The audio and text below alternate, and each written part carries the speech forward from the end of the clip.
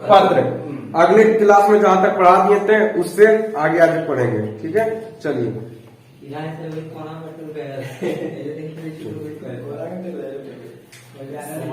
मैं आपको बताता हूं कि मेरी कहने का मतलब यह है कि भगत सिंह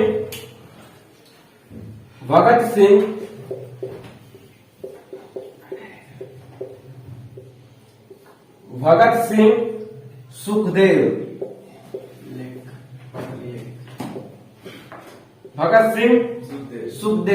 भगत सिंह जो है, भगत सिंह क्या करते हैं, तो भगत सिंह जो है वो सुखदेव को क्या करते हैं, सुखदेव को पत्र लिखते हैं। कौन? भगत सिंह जो है वह सुखदेव को पत्र लिखते हैं। किसको? सुखदेव को। बढ़िया से याद रखना है कि कहां से क्वेश्चन बनना जरूरी है। देखिए क्या कहते हैं, मैं आपको बताता हूं कि जेलों में और केवल जेलों में ही कोई व्यक्ति अपराध एवं पाप जैसे महान सामाजिक विषयों का प्रत्यक्ष अध्ययन करने का अवसर पा सकता है। कहने का मतलब यह है कि जो इंसान पाप किया है या कुछ किया है, साथ ही उसको जेलों में याद आ ही जाता है और सारा भोग के यहां से जाता है। मैंने इस विषय का कुछ साहित्य पढ़ा है और जेल ही ऐसे विषयों का स्वाध्याय करने के लिए सबसे अधिक उपयुक्त स्थान है। कहने का मतलब यह है कि जेल जो है, भगत सिंह कहते हैं कि जेल जो है सबसे बेहतरीन जगह है जहां की अपनी गलतियों को पछतावा लोग करने के लिए आ ही जाता है।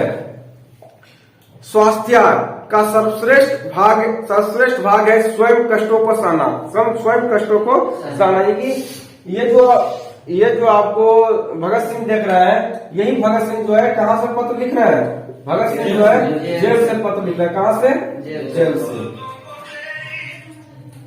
जेल से जो है वह पत्र लिख रहे हैं। सुनिए क्या कहते हैं, आप भली प्रकार जानते हैं कि रूस में राजनीतिक बंदियों का बंदी गृह में विपत्तियों सहन करना ही जारशाही का तख्तिया उलटने के पश्चात उनके द्वारा जेलों के प्रबंध एवं क्रांति लाए जाने का सबसे बड़ा कारण था। क्या भारत को ऐसे व्यक्तियों की आवश्यकता नहीं है जो इस विषयों से पूर्णतः परिचित हो और इस समस्या का निजी अनुभव कर रखते हो? केवल यह कह देना कि दूसरा कोई इस काम को कर लेगा या इस कार्य को करने के लिए बहुत लोग हैं, किसी प्रकार भी उचित नहीं कहा जा सकता। इस प्रकार जो लोग क्रांतिकारी क्षेत्र के कार्यों का भार दूसरे लोगों पर छोड़ने को अप्रतिष्ठापूर्ण एवं घृणित समझते हैं, उन्हें पूरी लगन के साथ वर्तमान व्यवस्था के विरुद्ध संघर्ष आरंभ कर देना चाहिए। उन्हें चाहिए कि वे उन विधियों का उल्लंघन करें, परंतु उन्हें औचित्य का ध्यान रखना साहित्य, क्योंकि अनावश्यक एवं अनुचित प्रयत्न कभी भी न्यायपूर्ण नहीं माना जा सकता है। इस प्रकार का आंदोलन क्रांति के कार्य को बहुत सीमा तक कम कर देगा। जितने आंदोलन अब तक आरंभ हुए हैं उन सबसे पृथक रहने के लिए आपने जो तर्क दिए हैं, मैं उन्हें समझने में असमर्थ हूँ। कुछ मित्र ऐसे हैं जो या तो मूर्ख है या ना समझ है। वे आपके इस व्यवहार को, जिसे वे स्वयं कहते हैं कि हमें किंचित भी नहीं समझ सकते, क्योंकि आप उनसे बहुत ऊंचे और उनकी समझ से बहुत परे हैं। अनोखा और अद्भुत समझते हैं। भगत सिंह कहते हैं कि जो लोग मुझे बुरा बताते थे, जो लोग मुझे कहते थे कि तुम ये गलत काम कर रहे हो, ये ऐसा करने से तुम्हें नुकसान होगा, ये होगा, वो होगा, तुम देश के लिए तुम देश विरोधी काम कर रहे हो, अच्छा नहीं है। वही भगत सिंह कहते हैं कि आज उन्हीं सभी चीजों को तो सही में करके दिखाना है, उन्हीं सभी को मुंहतोड़ जवाब देकर दिखाना है कि जिस इंसान के ऊपर तूने ये कहा था कि तू नहीं कर पाओगे, आज उन्हीं को तो करके दिखाना है कि ये जो काम हम स्टार्ट किए थे, ये काम हम अपने लिए नहीं किए थे, बल्कि इस देश के लिए हम कर रहे थे। हम अपने लिए कुछ नहीं करके जा रहे हैं, इस दुनिया से जाएंगे, लेकिन करके जाएंगे, दूसरे के लिए करके जाएंगे, दूसरे की भलाई करके जाएंगे, ताकि आने वाला पीढ़ी युग तक हमें लोग इतिहास के पन्ने जब पलटे तो लोग भगत सिंह, सुखदेव, राजगुरु जैसे जो है वीर स्वतंत्रता सेनानियों के बारे में जब पढ़े तो उनके भी उनके भी खून खोल उठे, उनके भी खून खोल उठे, उनके भी अंदर ये पैदा हो सके कि उतने कम उम्र में उस इंसान ने देश के लिए कुर्बान हो गया, जिसने अपने लिए कुछ नहीं करके गया। तो अपने लिए आज भी आप लोगों को पता होगा कि भगत सिंह का परिवार जिंदा है, सही सलामत आज भी उनके परिवार है। हम कई जगह उनको देखे हैं, आप भी सोशल मीडिया पर मंगाइएगा तो आ जाएगा। उनके परिवार आज भी जिंदा है, आज भी उनके जो है घर परिवार के सदस्य लोग आज भी है, लेकिन उन लोगों का कोई जो है था पता नहीं है। हालांकि उतने बड़े स्वतंत्रता सेनानी हुए भगत सिंह हमारे, कम से कम उनके परिवारों के लिए कुछ करना चाहिए, क्योंकि जिस वीर योद्धा ने, जिस स्वतंत्रता सेनानी ने इस देश को आजाद कराने के लिए अपना बलिदान दे दिया, आज उसके परिवारों को कोई देखने वाला नहीं है, आज उनके परिवारों को कोई नहीं जानता है। हम लोग तो कभी कभी, आप लोग भी देखे होंगे, अगर नहीं देखे देखने का प्रयास कीजिएगा, मंगाइएगा तो ये अब तो आजकल तो यूट्यूब वगैरह जमाना है, तुरंत आ जाता है। तो कोई वीडियो कोई किसी को पता चलता है, कोई वीडियो ब्लॉग में लगा बना लेता है, तो उस माध्यम से भी पता चलता है। हमें पता चलाता है जो है शायद मिथुन चक्रवर्ती जो है वो अति प्रोग्राम करवाते हैं ना, अभी कौन है क्या, देखिए पता नहीं कौन सा है, कोई शो करवाते हैं शायद वो, है ना। तो उसी शो में उनको उनके जो है उनके चाचा को, शायद चाचा थे यार, उनको पता नहीं आ रहा है, तो उनको बुलाया गया था स्टेज पर। तो वही साहब कहानियां बता रहे थे कि आज भी भगत सिंह का जो है खत वगैरह, पत्र वगैरह आज भी सही सलामत है, जो कि वो लिखा करते थे, सारा चीज आज भी उनका रखा हुआ है। आगे, वास्तव में यदि आप यह अनुभव करते हैं कि बंदी गृह का जीवन वास्तव में अपमानपूर्ण है, तो आप उसके विरोध आंदोलन करके उसे सुधारने का प्रयास क्यों नहीं करते? आप क्यों नहीं करते? वास्तव में यदि आप यह अनुभव करते हैं कि बंदी गृह का जीवन वास्तव में अपमानपूर्ण है, तो आप उसके विरुद्ध आंदोलन करके उसे सुधारने का प्रयास क्यों नहीं करते? भगत सिंह कहते हैं, सुखदेव जी मुझे पता है कि जब आपको पता है कि जो है जेल का जीवन बड़ा ही खतरनाक होता है, बड़ा ही खराब होता है, बड़ा ही मारा जाता है, बड़ा ही सताया जाता है, खाना सही नहीं देता है, तो इसके बारे में आप आंदोलन क्यों नहीं करते कि अंग्रेज वाले जो है हिंदुस्तान वाले कैदियों के साथ अत्याचार करता है, आप इसके बारे में क्यों नहीं लड़ाई करते, इस बारे में क्यों नहीं आंदोलन करते हैं? ये पत्र के माध्यम से सुखदेव से पूछते हैं। संभवतः आप यह कहेंगे कि यह संघर्ष सफल नहीं हो सकता। आप यही कहोगे ना कि भगत सिंह ये जो है, अगर हम आंदोलन भी चलाएंगे तो ये आंदोलन सफल होने वाला नहीं है। अगला, परंतु यह तो वही तर्क है जिसकी आड़ लेकर साधारणता निर्बल लोग प्रत्येक आंदोलन से बचना चाहते हैं। यह वह उत्तर है जिसे हम उन लोगों से सुनते रहे हैं जो जेल से बाहर क्रांतिकारी प्रयत्नों में सम्मिलित होने से जान बचाना चाहते थे। क्या आज यही उत्तर मैं आपके मुख से सुनूंगा या आपसे मुख से सुनूंगा? भगत सिंह कहते हैं कि क्या आप भी तो वही बात कह रहे हैं जो कि जेल से बाहर लोग कहा करते थे कि हम भी क्रांतिकारी बनेंगे, हम भी इस भाग में लेंगे, और हम जो है हमरा का जेल में आते ही सब लोग भूल गए। क्या आप भी उनमें से हो? कुछ मिट्टी पर कार्यताओं के आधार पर संगठित हमारी पार्टी अपने लक्ष्यों और आदर्शों की तुलना में क्या कर सकती थी? क्या हम इससे यह निष्कर्ष निकाले कि हमने इस काम के प्रारंभ करने में नितांत भूल की है? नहीं, इस प्रकार का परिणाम निकालना उचित नहीं होगा। इससे तो उस व्यक्ति की भीतरी निर्बलता प्रकट होती है जो इस प्रकार सोचता है। आगे चलकर आप लिखते हैं कि 14 वर्ष बंदीगृह के कष्टों से भरपूर जीवन बिताने के पश्चात किसी व्यक्ति से यह आशा नहीं की जा सकती कि उस समय भी उसके विचार वही होंगे जो जेल से पूर्व थे। वाह रे वाह भगत सिंह। भगत सिंह कहते हैं कि सुखदेव जी आप वही सोच रहे हो ना कि एक छोटा सा बच्चा एक छोटा सा बच्चा जेल जाने के बाद भी, जेल जाने के बाद भी और 14 साल जेल काटने के बाद भी, जिस प्रकार राम जी ने 14 वर्ष वनवास काटा, उसी प्रकार मैंने 14 वर्ष जेल जो है जेल की सलाखों के पीछे से होकर आया हूं। और आप यही सोच रहे होंगे कि आज भी वही भगत सिंह का फिर विचार वही देशभक्त की तरह क्यों है, इसका विचार बदला क्यों नहीं, है ना। जेल जाने से लेकर जेल से आने तक, जेल जाने से लेकर जेल से आने तक इनका तो विचार बदल जाना चाहिए था। 14 वर्ष वनवास काट के 14 वर्ष ये जो है ये बंदी गृह से आ रहे हैं, जेल से आ रहे हैं, तो इनका विचार तो बदल जाना चाहिए था। यहाँ तो लोग का 2 मिनट में विचार 1 से 2 मिनट में विचार बदल जाता है। आज आपके तरफ बोल रहा है, तुरंत 2 मिनट में आप दूसरे तरफ बोलने लगेगा। लेकिन सोच लीजिए कि वही भगत सिंह है जो कि अंग्रेजों के जो है चाबू के मार खाते खाते एकदम इनका हालत खराब हो गया था। 14 साल यहाँ तो एक दिन जेल में रखेगा तो हालत खराब हो जाएगा। 14 साल जेल काट के आया और फिर भी आज उनके मुंह से निकलता है कि आज फिर भी हम देश के लिए लड़ेंगे, है ना, देश के लिए लड़ेंगे, देश को आजाद करके चले जाएंगे, है ना।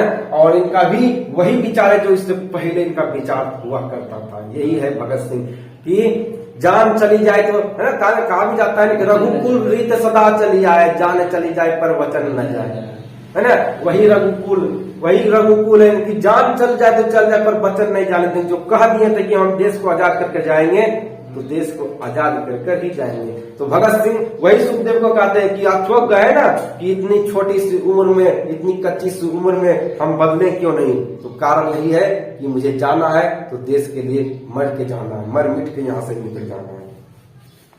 आगे किसी व्यक्ति से आशा नहीं की जा सकती कि उस समय भी विचार में वही होंगे जो जेल से पूर्व थे, क्योंकि जेल का वातावरण उसके समस्त विचारों को रोंद कर रख देगा। सही बात बता रहे हैं भगत सिंह। कहते हैं कि कोई भी इंसान अगर जेल में रहेगा 102 दिन में उनका विचार को रोंद कर रख देगा, अगर उनका विचार पहले कुछ था तो, है ना, 2 दिन के बाद उसका विचार कुछ और हो जाएगा। लेकिन मेरा विचार 14 साल के बाद ही नहीं बदला। क्या मैं आपसे पूछ सकता हूं कि क्या जेल से बाहर का वातावरण हमारे विचारों के अनुकूल था? फिर भी असफलताओं के कारण क्या हम उसे छोड़ सकते थे? क्या आपका आशा यह है कि यदि हम इस क्षेत्र में न उतरे होते तो कोई भी क्रांतिकारी कार्य कदापि नहीं हुआ होता? देखिए ये कह रहा है कि भगत सिंह सुखदेव जी से कहते हैं कि सुखदेव जी बहुत बेहतरीन से आप सुन लीजिए, अगर हम माँ का लाल अगर जो है ये युद्ध के क्षेत्र में ना उतरते तो ये युद्ध भी नहीं होता और इतना पहले भारत आजाद भी नहीं हो पाता, है ना। अगर हम नहीं उतरेंगे तो जो सपना देखे हैं कि इतना दिन के अंदर भारत को आजाद करना है तो इतना दिन के अंदर हो ही जाएगा। अगर ना उतरेंगे तो कोई भी एक भी वीर योद्धा नहीं आएगा, क्योंकि इस दुनिया को जरूरत है एक अच्छे मार्गदर्शन का, एक अच्छे योद्धा का, एक अच्छे वीर भक्त का। अगर कोई आगे आता है तो पीछे वाला आता है। तो वही भगत सिंह कहते हैं, देखिए आज मैंने आगे आया तो देखिए आज करोड़ों जनता आज हमारे पीछे आ रहे हैं। तो देखिए अगर हम नहीं आते तो इस देश की जनता एक भी नहीं आती। अगला है, यदि ऐसा है तो आप भूल कर रहे हैं। यद्यपि यह ठीक है कि हम भी वातावरण को बदलने में बड़ी सीमा तक सहायक सिद्ध हुए हैं, तथापि हम तो केवल अपने समय की आवश्यकता की उपज है। मैं तो यह कहूंगा कि साम्यवाद का जन्मदाता मार्क्स है। याद रखना है कि साम्यवाद का जन्मदाता कौन है?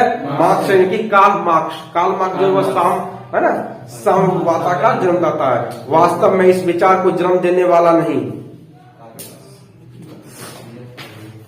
आगे पढ़ेंगे था असफल में यूरोप की औद्योगिक क्रांति ने ही एक विशेष प्रकार के विचारों वाले व्यक्ति उत्पन्न किए थे।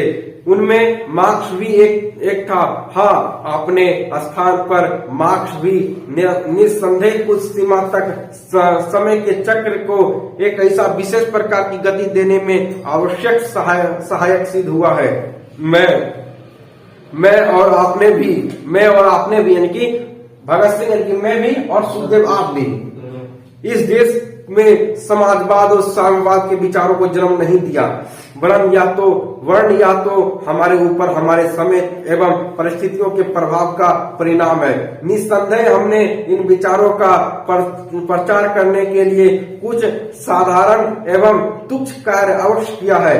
इसलिए मैं कहता हूं कि जब हमने इस प्रकार के कठिन कार्य को हाथ में लिया है तो हमें उसे जारी रखना चाहिए और आगे बढ़ना चाहिए। ये कहते हैं, भगत सिंह कहते हैं कि जब हम इस देश को आजाद कराने की जिम्मेदारियां जब ले ही लिए हैं, जब कठिनाई कामों को करने के लिए जब जिम्मेदारियां हम ले ली हैं, जो कि पूरी देश की जनता आज तक सोई हुई थी, आज हमने और आपने जब इस कार्य को जब करने को ठान ही लिया है, तो सुखदेव जी आप कभी पीछे मत हटिएगा, है ना। आप कभी पीछे मत हटिएगा, क्योंकि एक आदमी से देश आजाद होने वाला नहीं है।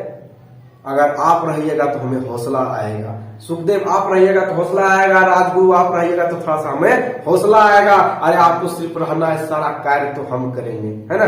सिर्फ आपको एक परछाई की तरफ बन के रहना है। अरे मरना है, तीनों एक ही साथ मरेंगे। हम लोगों का जन्म नहीं, हम लोगों का अवतार हुआ है इस धरती पर कुछ करके जाना है। तो वही भगत सिंह कहते हैं कि इस कार्य को जब आप कार्य करने के ठान ही लिए हैं तो पीछे मत हटिएगा। अगर पीछे हटेगा तो हमारा भी हौसला टूट जाएगा। पर याद रखिएगा, हौसला तो टूटेगा, पर जो है इस देश को, टूटा हुआ देश को एक ना एक दिन इसको एक कर ही जाएंगे। ये भी आप जो है सुखदेव जी आप याद रखिएगा। ये एक पत्र है और इतना, ये जो पत्र आपको पढ़ रहा है, ये पत्र आपका ओरिजिनल पत्र है हुआ, ये नियम बोली गई झूठाऊ लिख दिया। ये आपका पत्र जो है लिखा गया है किसके द्वारा? तो भगत सिंह के द्वारा। अब हम लोग बहुत खुशनसीब है जो उनका पत्र पढ़ने के लिए मिल रहा है। वही इसमें क्या हिंदी अनुवाद किया हुआ है ना। सुन लीजिए कि उनका पत्र एकदम डिटेल में पत्र आप पढ़ रहे हो। बहुत खुशनसीब है कि हम लोग को कम से कम एक पत्र तो कम से कम सुखदेव का पढ़ने के लिए मिल रहा है। अगला, हमने इस प्रकार का कठिनाई कर आगे विपत्तियां से बचने के लिए आत्महत्या कर लेने से जनता का मार्गदर्शन नहीं होगा। भगत सिंह कहते हैं, ए सुखदेव जी, अगर आप विपत्तियों से बचने के लिए अंग्रेजों के मार खाने से बचने के लिए, बउआ कर लेने से, कहने मतलब यह है कि भगत सिंह जो है सुखदेव जी से कहते हैं कि सुखदेव जी आत्महत्या कर लेने से इस देश की जनता को मार्गदर्शन नहीं मिलेगा। इस देश की जनता को मार्गदर्शन नहीं मिलेगा। यदि आप आत्महत्या कर लेंगे तो इस देश की जनता को मार्गदर्शन कौन दिखाएगा? कौन कहेगा कि तुम्हें आगे बढ़ चढ़ के आना पड़ेगा? क्योंकि हम सभी लोग इकट्ठा हो चुके हैं और इस देश की जनता को अब जगाना पड़ेगा और कहना पड़ेगा कि अब देश की जनता ज्यादा समय तक जो है इस अंग्रेजों के चंगुल में नहीं रहेगा। अंग्रेजों के चंगुल से अब बच के जरूर निकलेगा, क्योंकि अब युद्ध छिड़ चुका है ना। सिंहासन खाली करो की जनता आती है। क्लास 10 में पढ़े होंगे, रामधारी सिंह दिनकर जी ने लिखे थे कि सिंहासन खाली करो की जनता आती है। अगला, जेल के नियमों के अनुसार जीवन की निराशाओं, दबाव और हिंसा के असीम परीक्षा युक्त वातावरण का विरोध करते हुए हम कार्य करते रहे। जिस समय हम अपना कार्य करते थे उस समय नाना प्रकार से हमें कठिनाइयों का निशाना बनाया जाता था। कहने मतलब यह है, ये कहते हैं कि जब से मैंने इस कार्य को ठान लिया था कि मुझे देश की जनता को आजाद करना है, मुझे हिंदुस्तान को भारत को यानी कि हमें क्या करना है, अंग्रेजों से जो है आजाद करवाना है। उसी दिन हमारे ऊपर क्या होने लगा? अटैक होने लगा, हमारे ऊपर हमला होने लगा, हमारे ऊपर नाना प्रकार की कठिनाइयां आने लगी। और उसी दिन से हमारा जीवन जो है हम लोग उसी दिन से ठान लिए थे कि अब हम लोग कम उम्र में ही इस देश से चले जाएंगे, क्योंकि हम वैसे ही कार्यों को कर रहे हैं कि कम हुई उम्र में इस देश को जो है हाई हेलो करके चले जाएंगे। अगला है, यहाँ तक कि जो लोग अपने आप को महान क्रांतिकारी कहने का गौरव अनुभव करते थे, वे भी हमको छोड़ गए। क्या ये परिस्थितियों असीम परीक्षायुक्त न थी? फिर अपने आंदोलन एवं प्रयास को जारी रखने के लिए हमारे पास क्या कारण और तर्क था? क्या स्वयं यही तर्क हमारे विचारों को शक्ति नहीं देता है? और क्या ऐसी क्रांतिकारी कार्यकर्ताओं के उदाहरण हमारे सामने नहीं है, तो जो जेलों से डर भोग कर लौटे और अब भी कार्य कर रहे हैं? यदि बाकुनिन ने आपके सामने सोच विचार किया होता तो वह प्रारंभ में ही आत्महत्या कर लेता। आज आपको ऐसे असंख्य क्रांतिकारी दिखाई देते हैं जो रूसी राज्य में उत्तरदायी पदों पर विराजमान है। कहने मतलब यह है कि ये कहते हैं, भगत सिंह कहते हैं कि आज आपको रूस में बहुत सारे ऐसे लोग मिल जाएंगे, ऐसे क्रांतिकारी मिल जाएंगे, ऐसे क्रांतिकारी वीर लोग मिल जाएंगे जो कि आज रूस के क्या है, तो आज रूस के उत्तराधिकारी पदों पर बैठकर राज कर रहा है। आज जो है रूस के उत्तराधिकारी पदों के ऊपर बैठकर क्या कर रहे हैं, तो राज कर रहे हैं। आज जिन्होंने अपने जीवन का अधिकतम भाग दंड भोगते हुए जेलों में बिताया था, ये कहते हैं कि अरे सीखना तो रूस से भी सीख सकते हैं सुखदेव जी, कि आज के वहां के जो रूसी क्रांतिकारी लोग थे, आज जो है वो लोग अपने देश को आजाद करके आज जो है वह अपने उत्तराधिकारी पदों पर बैठे हुए विराजमान है। और उन्होंने भी तो जेल को सहा था, उसने भी तो लाठियां खाई थी, उसने भी तो बम बारूद भी उनके ऊपर भी चला था, लेकिन सहन किया तो आज उनका देश आजाद हो गया। तो सुखदेव जी आपको भी जरूरत है, आपको भी जरूरत है इस देश के लिए दुख सुख को सहना। आत्महत्या क्यों करना चाहते हैं? पहले तो हम बुर्बक थे, आत्महत्या करना चाहते थे, लेकिन आपने ही तो गुरु बन के मुझे ज्ञान दिया था। आज आप ही को गुरु बन के मैं भी ज्ञान दे रहा हूँ कि आप आत्महत्या ना करें। पहले हम करना चाहते थे आत्महत्या, लेकिन अब आप करना चाहते हैं। हम आपको सिखाना चाहते हैं, पहले आप गुरु हम चलाते। आज हम गुरु रहेंगे, आप चला है। आप समझ जाइए कि आत्महत्या ना करें। अगर आत्महत्या कीजिएगा तो आप इसके क्रांतिकारी वीर जब आत्महत्या कर लेगा तो इस देश की जनता का क्या हाल होगा। आगे, मनुष्य को अपने विश्वासों पर दृढ़ता पूर्वक अडिग रहने का प्रयत्न करना चाहिए। ये कहते हैं कि मनुष्य को जो है अपने जो लक्ष्य उनको प्राप्ति करने का है, उनके ऊपर जो है उनको टिका रहना चाहिए। कोई नहीं कह सकता कि भविष्य में क्या घटना होने वाली है। सही बात है। भगत सिंह कहते हैं कि सुखदेव जी किसी को नहीं पता है कि भविष्य में क्या होने वाला है, क्या घटना घटेगी भविष्य में। सुखदेव जी अगर किसी को पता है कि भविष्य में क्या घटना घटने वाली है तो हमारे आपस भेज दीजिएगा, हम भी उससे पूछ लेंगे कि हमारा देश कब आजाद होगा। तो हम भी उस अनुभवी ज्ञानी से पूछ लेंगे कि हमारा देश कब आजाद होगा। इसीलिए जब भविष्य पता नहीं है कब हमारा देश आजाद होगा तो उसके ऊपर तो प्रयत्न हमको मेहनत करना ही पड़ेगा। ऐसे तो हमारा देश आजाद होने वाला नहीं है। क्या आपको याद है कि जब हम इस विषय पर चर्चा कर रहे थे कि हमारी बम फैक्ट्री में अत्यंत तीव्र एवं प्रभावकारी विष भी रखा जाना चाहिए, तो हमने बड़ी दृढ़ता से इसका विरोध किया था। आप इस विचार से ही घृणा करते थे, आपको इस पर विश्वास नहीं था। फिर अब क्या हुआ? यहाँ तो ऐसी विकट और जटिल परिस्थितियों भी नहीं है। मुझे तो इस प्रश्न पर विचार करने में भी घृणा होती है। आपको उस मनोवृत्ति से भी घृणा थी जो आत्महत्या करने की अनुमति देती है। आप मुझे यह कहने के लिए क्षमा करें कि यदि आपने अपने बंदी बनाए जाने के समय ही इन विचारों को अनुकूल कार्य किया होता, अर्थात आपने विष खाकर उस समय आत्महत्या कर ली होती, तो आपने क्रांतिकारी कार्य की बहुत बड़ी सेवा की होती। ये कहते हैं कि बहुत बड़ी बात थी। पहले अगर आत्महत्या पहले कर लेते तो बहुत बढ़िया वाली बात था, जब आपने क्रांतिकारी के रास्ते में नहीं आए थे। हमारे यहाँ विष बना करता था, हमारे यहाँ रासायनिक पदार्थ बना करता था। जब आप उस विष को, उस रासायनिक पदार्थों को पी जाते, उस समय आप मर जाते, बड़ा बेहतरीन था। तो कुछ नहीं, इस देश को पता ही नहीं चलता कि सुखदेव नाम के भी कोई था, कोई सुखदेव नाम का भी कोई क्रांतिकारी था। अगर ये चले जाते तो आज हम लोग को पता चलता, नहीं चलता। तो वही भगत सिंह कहते हैं इससे पहले आप मर जाते कोई दिक्कत नहीं था, आत्महत्या करते कोई दिक्कत नहीं था, लेकिन अब आप कहते हैं कि आत्महत्या कर लेंगे और आप जो है अब हमारा देश आजाद होने के कगार पर है और आप कहते हैं कि आत्महत्या कर लेंगे। अरे उस दिन को भी तो देखना है जब इस देश की जनता खुशियां मनाएगी, इस देश की जनता हमारा जय जयकार लगाएगा, हमारा नाम की जय जयकार लगाएगा, युग युग तक जय जयकार लगेगी हमारी, है ना। इस देश की जनता के जुबानों पर बैठ जाएगा भगत सिंह, राजगुरु और सुखदेव, चाहे हम हो या ना हो, इस देश में जरूर हमारा नाम एक ना एक दिन गूंजेगा। आगे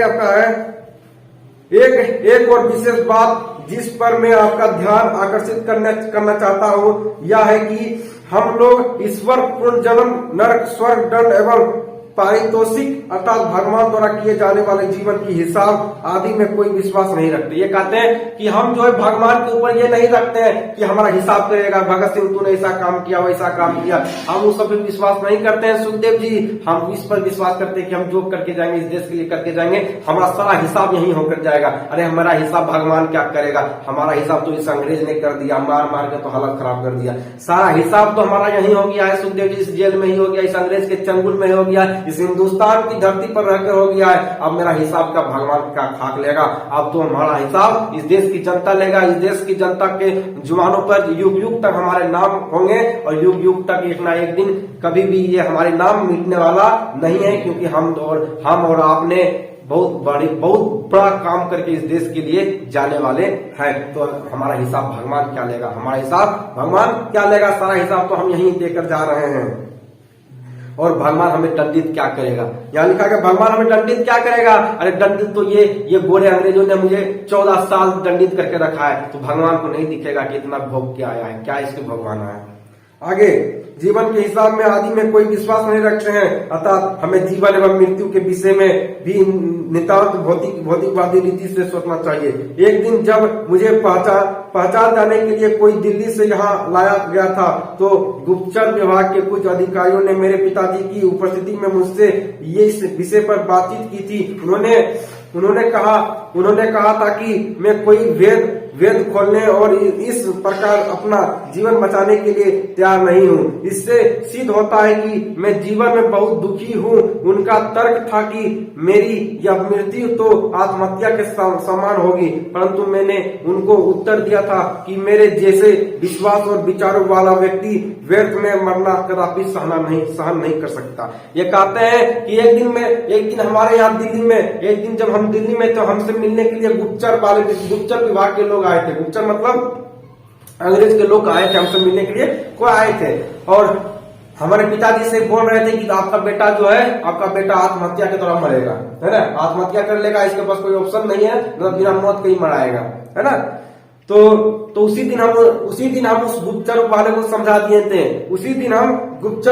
समझा दिए थे कि हमारा मौत ऐसा ही नहीं होने वाला है, हमारा मौत ऐसा ही नहीं होने वाला है। अब जब भी मौत होगा तो इस देश का हमारा मौत तब होगा जब इस देश की आजादी चरम सीमा पर होगी, जब इस देश की आजादी चरम सीमा पर होगी, जब ये देश आजाद होने के कगार पर होगा, तब हमारी मृत्यु होगी, तभी हमें कुछ न कुछ होगा। इससे पहले होने वाला नहीं है। इससे पहले अंग्रेज हमारा कुछ भी बिगाड़ नहीं सकता है, नहीं बार बहिष्कार नहीं कर सकता है। और हमें जब भी कुछ होगा, जब भी मरेंगे तो अंग्रेज के हाथों से ही मरेंगे, हम अपने खुद से आत्महत्या नहीं करेंगे। हम मरेंगे तो अंग्रेज के हाथों से ही मरेंगे, इस देश के लिए चले जाएंगे, लेकिन तब जाएंगे जब इस देश का युद्ध, इस देश का क्या होनी चाहिए, तो इस देश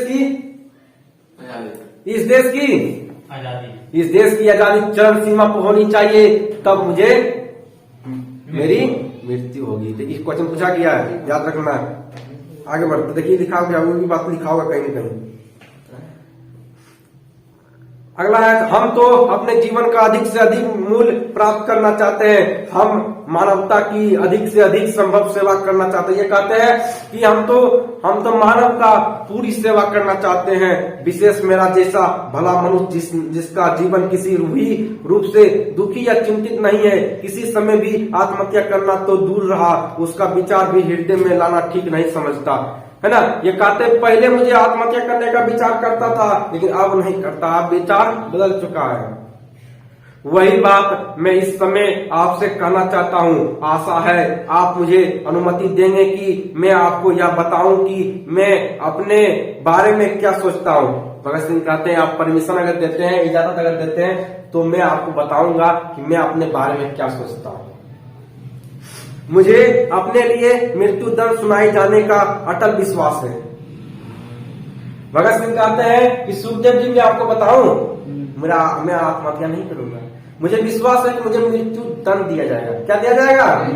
पूछा जाता है कि भगत सिंह को क्या चीज का विश्वास था, क्या चीज मिलने का विश्वास था? मिलने का विश्वास था। मृत्यु दंड सुनाने जाने का अटल विश्वास है। मुझे किसी प्रकार की पूर्ण क्षमा या नम्र व्यवहार की तनिक भी आशा नहीं है। ये कहते हैं कि अगर जिस दिन मुझे कहेगा जिस दिन मुझे गोरे अंग्रेज लोग बोलेगा कि भगत सिंह चलो तेरी उम्र पूर्ण गया, आज तुझे मृत्यु दंड दिया जाएगा, मृत्यु दंड दिया जाएगा, उस दिन कभी भी हम उसके पांव पे नहीं गिरेंगे। उस दिन हम उस गोरे अंग्रेज के कभी पांव पे नहीं गिरेंगे और जो है ये नहीं कहेंगे कि मुझे माफ कर दो, मैंने दुर्व्यवहार किया, ऐसा दुष्काम किया, अब नहीं करेंगे गोरे अंग्रेज, अब नहीं करेंगे ऐसा काय, ऐसा तो कदापि हम नहीं कहेंगे, है ना। खुशी खुशी में मृत्यु दंड स्वीकार कर लूंगा, लेकिन इस प्रकार का काम नहीं करेंगे। अगर इस प्रकार का अगर काम करेंगे तो इस देश की जनता, आने वाली जनता, जब इतिहास में पढ़ाया जाएगा तो यही पढ़ाया जाएगा, एक वीर स्वतंत्रता सेनानी ने गोरे अंग्रेजों के पांव में गिरकर माफी मांगा था। तो बताओ सुखदेव, क्या ये अगर ये स्कूलों में पढ़ाया जाएगा तो क्या अच्छा लगेगा? अरे देखने तो नहीं आओगे, पर आज अनुभव करके देखो क्या अच्छा लगेगा, तो नहीं लगेगा। तो क्या होनी चाहिए? यदि कोई क्षमा हुई भी तो पूर्णता सबके लिए होगी। अगर ये कहते हैं कि अगर गोरे अंग्रेज के दिल में जगह होगा, अगर क्षमा कर देगा तो सबके लिए क्षमा, तीनों के लिए क्षमा हो जाएगा, तीनों के लिए, सुखदेव राजगुरु और सुखदेव राजगुरु और भगत सिंह, तीनों के लिए क्षमा होगा। अगर नहीं होगा तो तीनों मरेंगे, तीनों कई साथ चलेंगे। यदि कोई क्षमा हुई भी तो पूर्णता सबके लिए होगी, वरन वह भी हमारे अतिरिक्त अन्य लोगों के लिए नितांत सीमित एवं कई प्रधानों से जकड़ी हुई होगी। हमारे लिए ना तो क्षमा हो सकती है और ना वह होगी। ये कहते हैं कि हमारी क्षमा वगैरह कुछ भी नहीं होगी भगत सिंह, क्योंकि हम लोगों ने ऐसा ही काम कर दिया कि क्षमा होने का लायक नहीं है। इस पर भी मेरी इच्छा है कि हमारे मुक्ति का प्रस्ताव सम्मिलित रूप में और विश्वव्यापी हो और उसके साथ ही मेरी अभिलाषा यह है कि जब यह आंदोलन अपनी चरम सीमा पर पहुंचे तो हमें फांसी दे दी जाए। सुनिए, ये क्वेश्चन पूछा गया है। अभिलाषा यह है कि उसके साथ मेरी यह अभिलाषा है कि जब यह आंदोलन अपनी चरम सीमा पर पहुंचे तो हमें फांसी दे दी जाए। पूछा जाएगा कि भगत सिंह को फांसी देने की जो है वह कब कल्पना करते हैं, तो याद रखिएगा, भगत सिंह कहते हैं कि मुझे फांसी तब गोरे अंग्रेज दे देना जब इस देश की आंदोलन क्या हो, जब इस देश की आंदोलन चरम सीमा पर हो, जब इस देश की आंदोलन चरम सीमा पर हो, तब मुझे फांसी की सजा दे देना। तब मुझे खुशी खुशी इसमें स्वीकार कर लूंगा कि जिस कार्य को मैंने किया था और जिस कार्य के लिए मुझे फांसी मिल रहा है, मैं आज वो संपन्न हो गया। उसी के लिए मैंने कार्य किया था कि आज जो है वो कार्य संपन्न हो गया, आज मुझे फांसी भी दे दोगे, कोई दिक्कत नहीं है। जैसे आप लोग कोई काम करते हैं, अगर वो काम हो जाता है, अगर उस काम में नुकसान हो जाता है, कोई दिक्कत नहीं है, लेकिन कार्य संपन्न हो गया। जैसे मान लीजिए कोई कार्य कर रहे हैं, कोई कार्य को आज करने के लिए भिड़े हैं, जैसे कोई फैक्ट्री खोले तो फैक्ट्री मंदी चल रहा है, लेकिन आने वाले समय में 5 साल 6 साल के बाद अगर वो एकदम हाई स्पीड पकड़ लेता है तो आप कहते चलो कोई बात नहीं, इससे पहले जो पैसा लगाया था अब निकल रहा है। उसी प्रकार भगत सिंह कह रहा है कि अगर इस देश की आंदोलन अगर चरम सीमा पर होगी, जब उस समय हमें फांसी तुम दे दोगे तो मुझे ऐसा लगेगा जिस आंदोलन के लिए मैं मृत्युदंड स्वीकार कर रहा हूँ इतने कम उम्र में मैं खुशी स्वीकार कर लूंगा, है ना। तो याद रखिएगा, तो मृत्युदंड स्वीकार नहीं, फांसी की सजा कब स्वीकारने के लिए कहते हैं कि जब इस देश की आंदोलन चरम सीमा पर हो उस समय मुझे फांसी की सजा दे देना। मेरी यह इच्छा है कि यदि कोई सम्पादपूर्ण और उचित समझौता होना कभी संभव हो जाए तो हमारे जैसे व्यक्तियों का मामला उसके मार्ग में कोई रुकावट या कठिनाई उत्पन्न करने का कारण ना बने। जब देश के भाग्य का निर्णय हो रहा हो तो व्यक्तियों के भाग्य को पूर्णतः भुला देना चाहिए। कहने मतलब यह है, ये देखिए क्या कहते हैं, भगत सिंह कहते हैं कि जब देश के भाग्य का निर्माण हो रहा हो तो व्यक्तियों के भाग्य को पूर्णतः भुला देना चाहिए। कहने मतलब यह है कि जब इस देश का भविष्य बन रहा हो, जब इस देश की भविष्य बन रहा हो, जब भारत की भविष्य बन रहा हो, जब हिंदुस्तान की भविष्य बन रहा हो तो इस देश की जनता का खुद का भविष्य को मिटा देना चाहिए, क्योंकि इस देश की भविष्य बन रहा है। अपनी चाह को मिटा देनी चाहिए। मुझे ये चाहे वो चाहे, मुझे सारा चाह को मिटा देना चाहिए, क्योंकि इस देश की भविष्य को पहले बनाना है, उसके बाद तुम्हारा भविष्य तो खुद बनेगा। ये देश रहेगा तुम्हारा भविष्य खुद बनेगा।